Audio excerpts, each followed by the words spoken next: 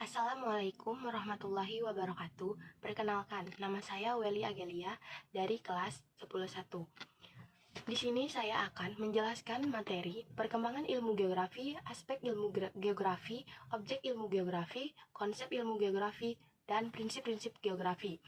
Yang pertama, perkembangan ilmu geografi adalah istilah geografi kali pertama diperkenalkan oleh seorang ahli filsafat dan astronomi terkenal yang bernama Eratosthenes 276 sampai 194 sebelum Masehi.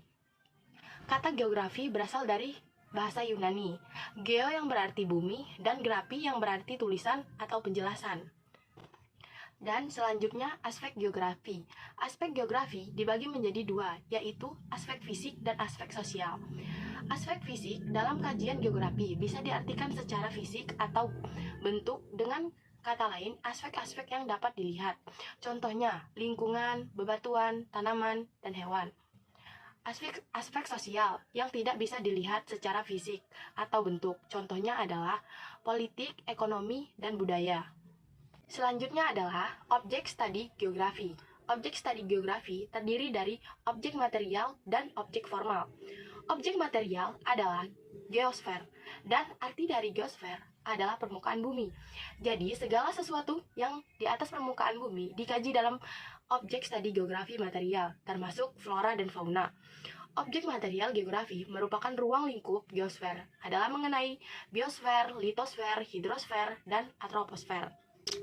Objek formal adalah mencakup fenomena yang berkaitan dengan cara pandang kita dalam melihat objek material geografi.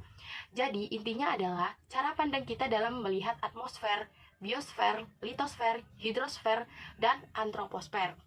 Dan yang selanjutnya adalah pendekatan geografi.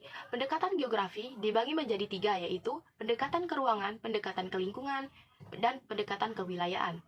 Pendekatan ke ruangan ini merupakan cara pandang yang menekankan pada ruang. Selain itu, dalam memandang, kita juga perlu melihat persamaan, perbedaan, dan persebaran ruang. Pendekatan ini bisa ditunjukkan dengan peta. Pendekatan ke lingkungan atau ekologi merupakan cara pandang untuk memahami lingkungan secara holistik atau menyeluruh, mulai dari unsur alam hingga solusi sosialnya.